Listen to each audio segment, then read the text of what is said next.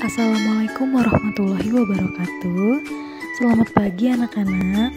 Untuk hari ini kita belajar tema 7, subtema 1, pembelajaran 1, muatan bahasa Indonesia dan IPA.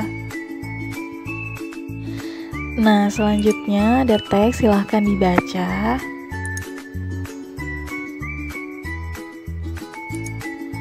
Kemudian setelah dibaca, apakah kalian menemukan kata-kata sulit?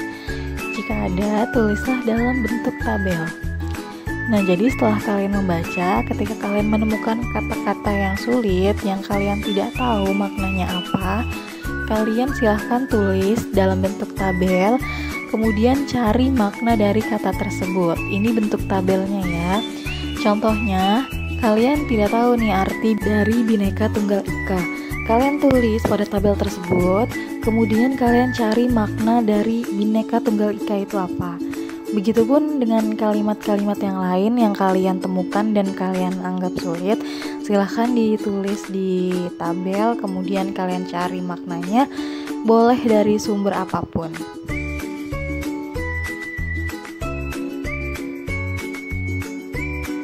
Kemudian selanjutnya dari teks yang sudah kita baca, tentu saja setiap paragrafnya memiliki pokok pikiran. Tahukah kalian apakah itu pokok pikiran dan bagaimana cara menentukannya? Pokok pikiran adalah bagian dari paragraf yang merupakan ide utama dari sebuah paragraf. Pokok pikiran disebut juga sebagai pikiran utama, gagasan pokok, atau gagasan utama. Biasanya terdapat pada awal kalimat atau akhir kalimat atau bahkan ada yang campuran. Cara menentukan pokok pikiran yaitu yang pertama, membaca seluruh kalimat dalam paragraf. Yang kedua, menandai kalimat awal, kalimat akhir, atau kalimat awal dan kalimat akhirnya. Kemudian menandai pikiran pokok yang terdapat di awal, di akhir, atau awal dan akhir kalimat. Ya, jadi kalian tandai dulu kalimat awalnya apa, kalimat akhirnya apa, kemudian setelah kalian temukan, kalian tandai pikiran pokoknya yang terdapat di awal atau di akhir, atau awal dan akhir kalimat. Jika nanti ada materi yang ingin ditanyakan dan belum dipahami, boleh nanti bertanya ya.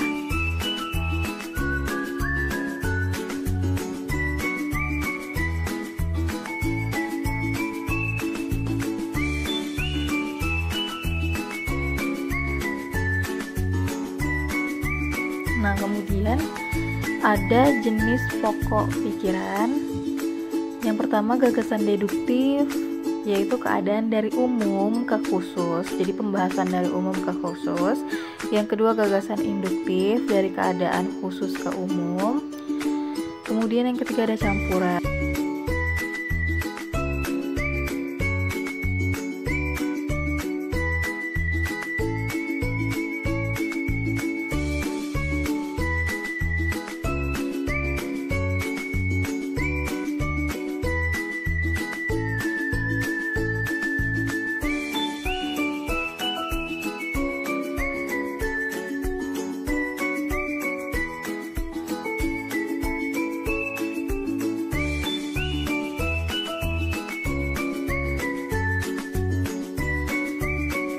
Nah, selanjutnya ada contoh menentukan pokok pikiran.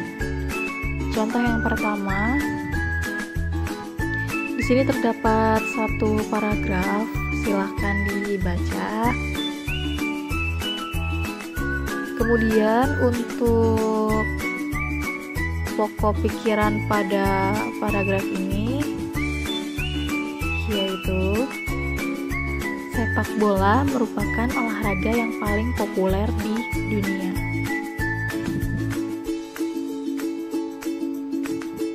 Kemudian contoh yang kedua, malam itu Butet sedang membuat karangan tentang sepeda. Tiba-tiba listrik padam. Seketika itu dia tidak dapat melanjutkan karangannya.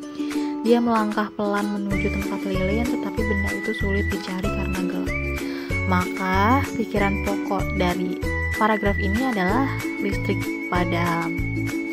Jadi inti dari paragraf itu apa? Gitu ya. ya anak-anak.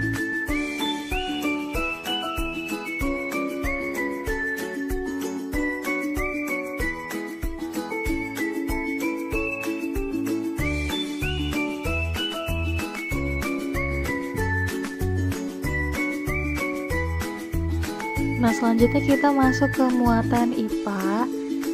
Di sini ada gaya otot. Gaya adalah dorongan atau tarikan yang dapat menyebabkan benda bergerak atau berubah bentuk. Sedangkan otot adalah jaringan tubuh yang memiliki kemampuan untuk berkontraksi sehingga disebut sebagai alat gerak aktif. Lalu, apa yang dimaksud dengan gaya otot? Gaya otot adalah dorongan ataupun tarikan yang bekerja pada suatu benda yang bersumber dari otot kita. Kita menggunakan gaya otot untuk mendorong, menarik, menekan, atau mengangkat benda. Selain manusia, hewan juga bisa menghasilkan gaya otot. Nah, selanjutnya ada jenis-jenis gaya. Yang pertama itu ada gambar orang sedang mendorong mobil. Itu adalah gaya otot. Kemudian yang kedua ada listrik atau lampu menyala. Itu merupakan gaya listrik. Kemudian ada paku yang menempel pada magnet. Itu merupakan gaya magnet.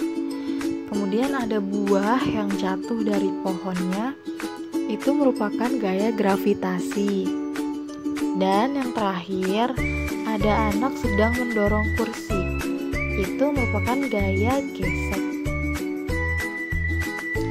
Selanjutnya, pengaruh gaya otot terhadap benda. Yang pertama, memberikan percepatan pada benda diam.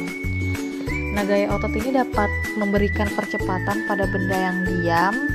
Contohnya ketika bola yang ada dalam lantai kita tendang dengan gaya otot, maka akan melesat dalam kecepatan yang sesuai dengan kekuatan yang kita berikan. Kemudian selanjutnya mengubah kecepatan benda. Jadi untuk bola yang tadi kalian tendang, itu ketika mau berhenti bolanya, kecepatannya sudah berkurang, kalian tendang lagi sehingga bolanya menjadi cepat lagi dan kecepatannya bertambah.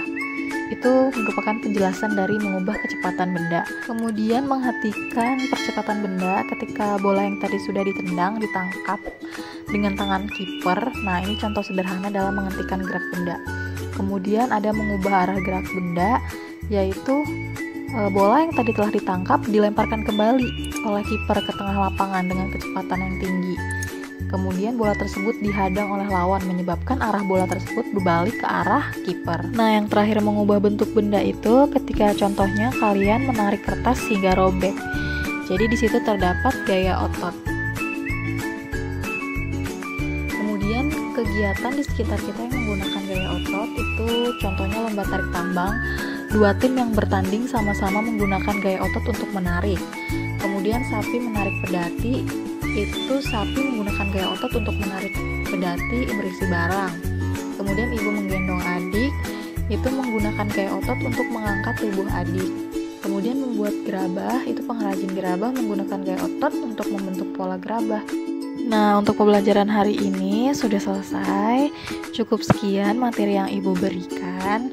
Sampai ketemu lagi di pertemuan selanjutnya. Jaga kesehatan. Jangan lupa pakai masker jika keluar rumah dan rajin cuci tangan ya semua. Untuk tugasnya nanti ibu sampaikan melalui Google Form, silakan diisi. Dan untuk kesimpulan hari ini kita sudah belajar tentang gaya otot dan juga tentang menentukan pikiran pokok atau gagasan pokok dari suatu kalimat. Terima kasih anak-anak sudah menyimak penjelasan hari ini. Kalian hebat. Sampai ketemu lagi. Wassalamualaikum warahmatullahi wabarakatuh.